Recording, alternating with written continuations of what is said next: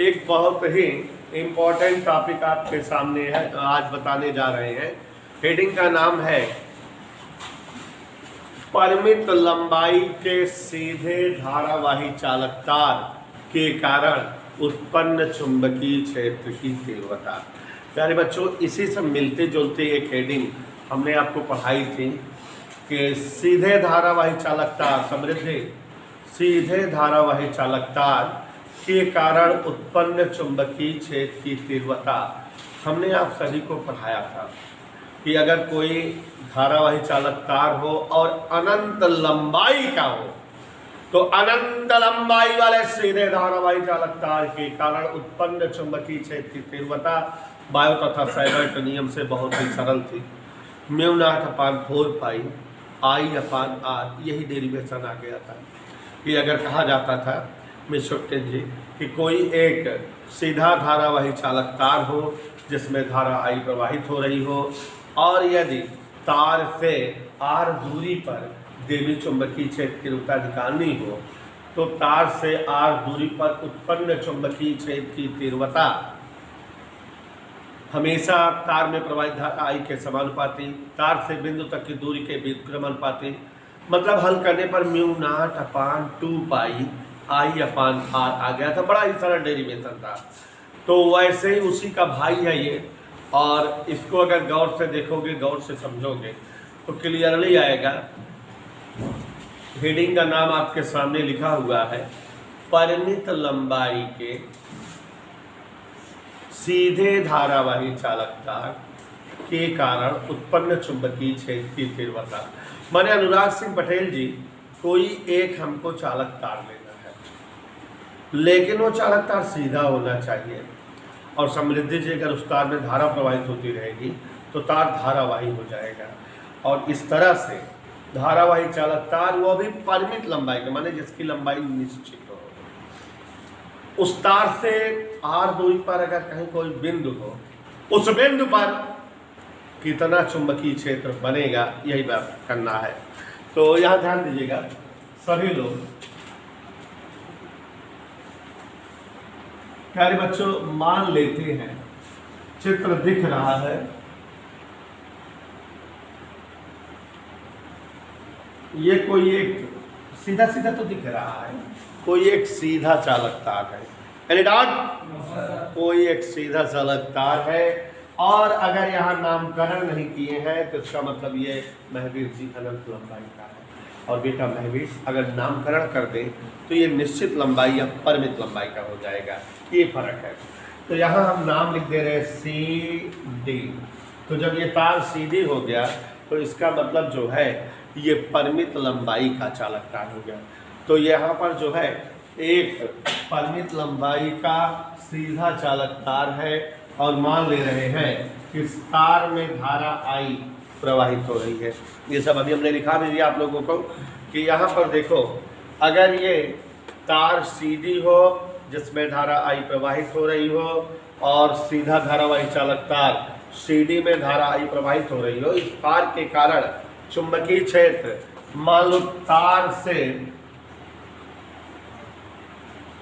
Are दूरी पर, कितने दूरी पर बच्चों? एक बिंदु P है, इसी बिंदु P पर हमको चुंबकीय क्षेत्र प्राप्त करना है। मान लिया तार से आर दूरी पर कोई बिंदु P है और यही बिंदु P पर तार सीडी के कारण चुंबकीय क्षेत्र की तीव्रता पता करनी है। जहाँ दिख रहा वहाँ बैठ जाओ, नवनीत आगे आके बैठ जाओ। तो अब यहाँ पर देखो जरा, बिंदु P से तार पर एक लंब खींच दिए हैं चाचा दिनेश जी, PQ। यहाँ बिंदु P से PQ लंब है इस सीधे धारावाही चालक तार पर। कहीं कोई असुविधा किसी को? तो यहाँ विकास सरोज जी, एक सीधा धारावाही चालक तार बोलो सर CD है। धारावाही क्यों है? क्योंकि इसमें धारा आई बह रही है। तार से कितनी दूरी पर बिंदु है? बहुत टेक्निकल, बहुत कठिन डेरिवेशन है, खुली मैथ है, लेकिन मेरा उद्देश्य है कि आप सबको समझ में आ जाए, तो इसलिए थोड़ा सा समझा के बता रहा हूँ। तो समृद्धि बेटा, तार से आर दूरी पर बिंदु P पर चुंबकीय क्षेत्र बताना है। जैसा कि आप सभी जानते हैं कि शेखर लेट पैदा हुए थे, तो अब अगर कभी किसी धारावाही उपकरण के कारण चुंबकीय क्षेत्र की तीव्रता ज्ञात करनी या प्राप्त करनी रहती है तो आपको बताएं कि कोई ना कोई एक अल्पांश मानते हैं। ये मान लेते हैं पूरा तार कि छोटे छोटे कई अल्पांशों से मिलकर, तो मान ले रहे हैं तार का एक अल्पांश, अल्पांश माने बहुत छोटा टुकड़ा EF है, छोटा सा। अब यहाँ चित्र में थोड़ा बड़ा दिखा रहे हैं जिससे चित्र स्पष्ट रहे। ये एक अल्पांश मान लिए तार का, यहाँ पर ये धारावाही है, धारा इसमें भी बह रही है, और इस अल्पांश की लंबाई यहाँ से यहाँ तक ऐसे मान लिए बच्चों DL है। यहाँ पर जो है एक अल्पांश तार का कितने लंबाई वाला है, DL लंबाई का, उसका नाम क्या लिखे हैं निधि शुक्ला, EF, ठीक है। और ये मान ले रहे हैं देखो जी कि इस अल्पांश की बिंदु P से दूरी x है, ये सब हम मान ही रहे हैं। बिंदु P से दूरी क्या है बच्चों, x, और ये अल्पांश जो है बिंदु P पर कोण बना रहा है पाई। ये सब अभी हमने लिखाया था कि ये अल्पांश की बिंदु P से दूरी कितना है और ये अल्पांशवा बिंदु P पर कितना कोण बना रहा है। तो यहाँ पर देखो जरा, अगर बिंदु E द्वारा P पर बना कोण फाई है तो हम कहें कि बिंदु F द्वारा कोण ये इतना जो बढ़ रहा है ये कितना होगा, D फाई मान ले रहे। काहे D फाई माने, थोड़े दूर से ऊपर बढ़े तो थोड़े कोण बढ़ गए हुए। चित्र समझ में आया? चित्र का वर्णन हमने पूरा लिखा दिया। तो यहाँ ध्यान दीजिए, CD एक सीधा चालक तार है, परिमित लंबाई का, क्योंकि नाम बोल दिए कहाँ से कहाँ तक है, धाराएं प्रवाहित हो रही है। तार से R दूरी पर एक बिंदु P है, यही बिंदु P पर चुंबकीय क्षेत्र की तीव्रता प्राप्त करनी है इधर के लिए। और बिंदु P से लंब PQ है, R लंबाई का, ये जान ही रहे हो। मान लिए कि तार CD का एक छोटा सा अल्पांश क्या है, EF, और यहाँ इस EF की बिंदु P से दूरी कितना मान लिए जाए। अगर माने कि E का P पे बना कोण फाई, माने कोण EPQ, हमने वो लिखाया भी है, कोण EPQ बराबर फाई, ये सब मान ही रहे हैं। और थोड़ा सा ऊपर गए, कोण AFPE बराबर D फाई, ये वाला अल्प कोण जो थोड़ा सा बढ़ गया। और यहाँ पर मान ले ये कोण थीटा है, माने F जो है कौन सा कोण, EFP, कोण EFP थीटा, सब मान ही रहे हैं। ये थीटा मान लीजिए, कोई डाउट, थीटा मान लीजिए, कोई डाउट। अच्छा बच्चों, अगर ये कोण थीटा है तो ये कोण भी थीटा हो जाएगा। क्यों? क्योंकि ये अल्पांश बहुत छोटा है, माने E और F एकदम पास पास है। जो कोण F बनाएगा वही कोण E भी बनाएगा। लिखाए भी है हम कि चूंकि EF छोटा है, अत्यंत अल्प है, लिखाए अभी अल्प है, इसलिए कोण QEP बराबर आल्सो थीटा, ठीक है। अब बच्चों यहां से एक लंब डाल दे, अगर इस तरह से EG, बोर्ड पर देखो, EG लंब FP खींचा, किस पर लंब खींचे, और लंब इस तरफ खींचे हैं कि ये EP और GP बराबर हो, दोनों बराबर काट करके लंब खींचे हैं। यहाँ ये लंब है। चित्र में ज्योमेट्री पूरा लगेगी, इतना सबको समझ में आ गया। हमको बताना क्या है, इस धारावाही चालक तार के कारण बिंदु P पर चुंबकीय क्षेत्र। आपको पता है कि हम किसी भी आकृति में छोटी छोटी आकृति बनाते हैं अल्पांश, और उसके कारण चुंबकीय क्षेत्र निकालते हैं और फिर सब जोड़ देते हैं तो टोटल आ जाता है। तो अगर हम आपसे कहें कि बायो तथा सैबर्ट नियम से, बायो तथा सैबर्ट नियम का प्रयोग कर रहे हैं, सैबर्ट नियम से अल्पांश यहीं पर दिमाग लगाना है। EF के कारण P पर चुंबकीय क्षेत्र कहाँ? तो आपको तो हमने सूत्र पढ़ाया है पुराने जमाने में, चुंबकीय क्षेत्र की तीव्रता dB बराबर क्या बराबर?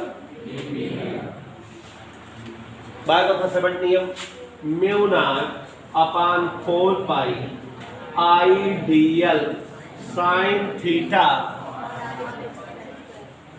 अपान x स्क्वायर। गौर से देखो, इस अल्पांश के कारण P पर चुंबकीय क्षेत्र बताना है।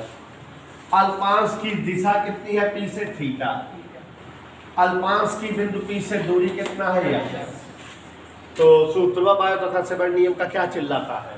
Mu naught upon 4 pi IDL sine theta बटे, यही चिल्लाता है कि नहीं?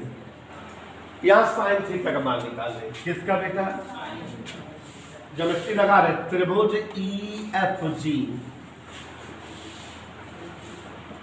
से साइन थीटा। आप खुद सोचो, साइन बराबर लंब बटे, साइन बराबर क्या होता है? तो कोण के सामने भुजा लंब, लंब चित्र में देखो EG नहीं दिख रहा है? कर्ण 90 के सामने वाली भुजा कर्ण होती है EF। तो साइन थीटा बराबर EG बटा EF चित्र में देखो DL है, तिरछा गुणा कर दो, DL साइन थीटा बराबर EG। कोई दिक्कत? तो इसका मतलब ये जो dB है उसका मान ये आ गया। क्या आ गया? इसलिए dB बराबर mu naught upon 4 pi IDL sine theta हटा करके, कोई दिक्कत? अब n प्रकारेण EG का मान निकालें। EG इस त्रिभुज में है, नाम बोलो त्रिभुज, ज्योमेट्री लग रहे त्रिभुज PEG में। हमारे पास EG आ गया है ना, तो इसको गायब करें। EGP देखो, ये कोण है और ये चाप दिख रहा है, ये दोनों त्रिज्याएं, कोण बराबर चाप बटे, तो कोण D फाई, ध्यान देना, चाप बटे त्रिज्या, चाप EG त्रिज्या ये दोनों, मतलब EG बटा EP।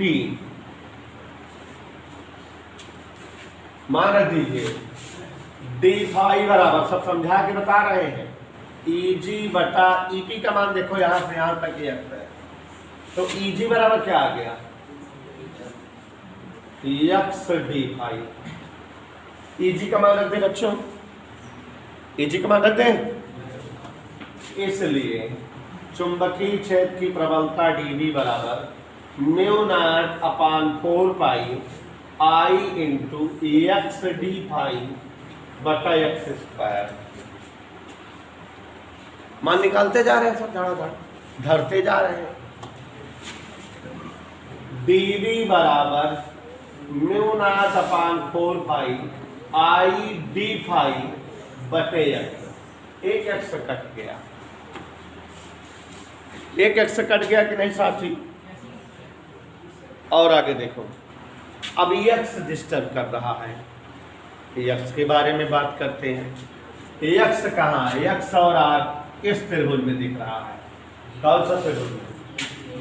त्रिभुज AQP। फुल ज्योमेट्री लग रही है, समझ गए? कठिन है।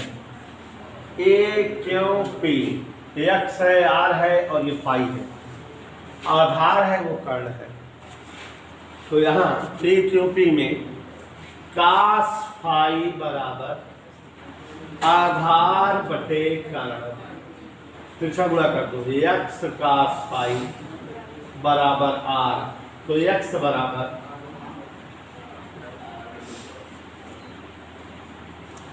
धर दे, इसलिए dB बराबर mu naught upon 4 pi I D phi बटे x का मान क्या आया? ऊपर चला जाएगा। तो यहाँ ये हो गया dv बराबर म्यू नॉट अपान 4 पाई, ये ऊपर गया बेटा आई cos पाई d पाई बटा r। अब हमारे r के पदों में चुंबकीय क्षेत्र आ गया, क्योंकि हम बिंदु P पर चुंबकीय क्षेत्र बताना चाहते थे। हम एक बार इतना और समझा दें तब फिर आगे लड़ाई लड़ेंगे। तो डोली जी देखो, अनंत परिमित लंबाई वाले सीधे धारावाही चालक तार के कारण बच्चों चुंबकीय क्षेत्र तीव्रता बतानी है। एक पीरियड पूरा करना, ठीक है। मान लेते हैं एक सीधा चालक तार सीधी है, मान लेते हैं एक सीधा चालक तार सीधी है जिसमें धारा आई बह रही है, तो धारावाही चालक तार हो गया। अब हमको तो चुंबकीय क्षेत्र पता करना है, तो मान लेते हैं तार से r दूरी पर एक बिंदु P है, यहीं पर चुंबकीय क्षेत्र की तीव्रता क्या करेगा। बिंदु P से लंब डाल दिए P क्यों, जो r लंबाई का है। समझ आया इतना? अब जब तार के कारण चुंबकीय क्षेत्र तीव्रता बतानी है तो तार के छोटे छोटे अल्पांश बनाए। तो मान लेते हैं तार का एक छोटा सा अल्पांश dl लंबाई का EF है। समझ आया? इस अल्पांश की P से दूरी x और E द्वारा P पर बना कोण फाई, और थोड़ा ऊपर जो F बिंदु है वो P और E के बीच d फाई कोण बना रहा है। और यहाँ मान लिए ये वाला कोण देखो थीटा है, तो ये वाला भी थीटा हो जाएगा। आप जान रहे हो क्यों? क्योंकि E और F दोनों पास पास हैं, तो जो कोण F बनाएगा वही E का भी रहेगा P पर, तो ये वाला कोण भी थीटा हो गया। यहाँ हमने EG लंब PF खींच दिया। अब हम आते हैं डेरिवेशन पे। जैसे कि जान रहे हो, अगर इस धारावाही चालक तार का जो छोटा सा अल्पांश EF है, इसके कारण बिंदु P पर चुंबकीय क्षेत्र बायो तथा सेबर्ट के नियम से निकालें, तो बायो तथा सेबर्ट का नियम कहता है चुंबकीय क्षेत्र की तीव्रता आई डेल्टा एल साइन थीटा बटे आर स्क्वायर। तो यहाँ mu naught upon 4 pi I D L sine theta बटे, यहाँ से यहाँ तक की दूरी x है तो x स्क्वायर लिखें। अब हम दूर दूर तक यहाँ x और साइन थीटा गायब करेंगे। साइन थीटा थीटा ये नन्हे वाले त्रिभुज में है, तो उस नन्हे वाले त्रिभुज में आ गए EFG। देखो एकदम साफ साफ लिखे हैं, त्रिभुज EFG में साइन थीटा बराबर लंब बटे कोण, कोण के सामने भुजा ये EG लंब हो गई, 90 के सामने भुजा ये EFO कर्ण हो गया। EFO मान DL है, तो DL साइन थीटा बराबर क्या आ गया, तो यहाँ जो DL साइन थीटा है उसको मिटा करके वहाँ हमने क्या लिख दिया EG। अब EG डिस्टर्ब कर रहा है, तो EG देखो किस त्रिभुज में है शिवांशु चाचा, ये त्रिभुज में, नाम बोलो इसका EGP। क्या सूत्र लगाए, कोण बराबर चाप बटे त्रिज्या। कोण माने d फाई और त्रिज्या और चाप क्या है, कोण के सामने ये चाप है और ये दोनों क्या है, त्रिज्या है। तो चाप EG बटा त्रिज्या EP। त्रिज्या यहाँ EP मान x लिख दिए, त्रिज्या गुणा कर दिए तो EG बराबर क्या आ गया, तो EG हटा दे, यहाँ से क्या लिख दे, मुझसे मिल करो, तो म्यू नॉट अपान 4 पाई आई x d फाई बटे x स्क्वायर। आगे देखो जरा, x से x का स्क्वायर कट गया, एक x बचा। तो यहाँ तक तो समझ में आ गया, सब क्लियर हो गया। क्या क्लियर हो गया कि म्यू नॉट अपान 4 पाई आई d फाई बटे x, यहाँ आंसर आ जाना चाहिए, लेकिन अभी x डिस्टर्ब कर रहा है ना, x। तो x जो है इस वाले त्रिभुज में है, पिछुआ वाले EQP इसी में है ना, आधार है ऊपर कर्ण है, cos फाई बराबर, तो x का मान आ गया, रख दिए, तो हमारा चुंबकीय क्षेत्र आ गया कि नहीं। लेकिन चुंबकीय क्षेत्र किसके कारण आया है, अल्पांश के कारण। छोटा जो टुकड़ा यहाँ तक का है उसके कारण चुंबकीय क्षेत्र आ गया, E से F तक का चुंबकीय क्षेत्र आ गया। कहां से कहां तक का चुंबकीय क्षेत्र आ गया, अपने को चाहिए कहां से कहां तक, C से D तक। माने हम चले आए C पर और मान ले कि यहाँ P से C का कोण थीटा 1 है, और चले जाएं डी तक, और मान ले ये कोण कितना है थीटा 2। हमको ई से एफ तक का चुंबकीय क्षेत्र पता हो गया है, सी से डी तक का निकालना है। अगर इसका इंटीग्रेशन कर दे तो सारे चुंबकीय क्षेत्र का जोड़ हो जाएगा। लिमिट लगा दे यहां से यहां तक के लिए, माने थीटा 1 से थीटा 2 का, तो पूरा चुंबकीय क्षेत्र आ जाएगा कि नहीं? आता। गौर से देखो, कठिन लग रहा है। संपूर्ण चालकता, आवाज नहीं, CD के कारण चुंबकीय क्षेत्र की तीव्रता B बराबर, इंटीग्रेशन करेंगे पक्का, क्लोज्ड इंटीग्रेशन dV। जो छोटे टुकड़े के कारण चुंबकीय क्षेत्र आया है, इंटीग्रेशन कर दें तो इस तरह से जितने टुकड़े बन रहे होंगे सबके द्वारा चुंबकीय क्षेत्र का जोड़। लेकिन कहां से कहां तक? यहां से यहां तक, माने थीटा 1 से थीटा 2 तक। एक परिवर्तन और करेंगे, तो यहाँ थीटा 1 की बजाय माइनस थीटा 1 लिखेंगे। कोई बताए क्यों? क्योंकि वो नीचे की दिशा में है, विपरीत दिशा में है। ठीक है, ऊपर की ओर होता तो थीटा 2 से थीटा 3 तक, लेकिन एक नीचे हो गया तो डायरेक्शन बदल दिए, तो इसका मतलब ये भी ऊपर हो गया। तो माइनस थीटा 1 से थीटा 2 तक इंटीग्रेशन करेंगे। इधर क्लियर? अब और आगे देखिए, समाकलन का भरपूर प्रयोग, थीटा 1 से थीटा 2, और ये डेरिवेशन पहले नहीं था, अब जुड़ा है। डीबी का मान है, क्या है डीबी का मान? याद करो, डीबी का मान याद करो सभी लोग, क्या है? सभी बच्चे ध्यान देंगे। डीबी का मान बोर्ड पर दिख रहा है सबको, mu naught upon 4 pi I cos pi D phi, यही तो है। कांस्टेंट पद बाहर कर दें, mu naught upon 4 pi I upon R theta 1 से theta 2 cos phi D phi. प्यारे साथियों, जो बायो के बच्चे हो रट लोगे और मैथ वाले जानते हो, कास थीटा का थीटा के सापेक्ष समाकलन साइन थीटा होता है, केवल साइन थीटा। तो यहाँ कास फाई का डी फाई के सापेक्ष समाकलन साइन फाई होगा। तो ये हो गया बच्चों, mu naught upon 4 pi I upon R, cos phi समाकलन। हमसे पूछो लिमिट क्या लगा दें?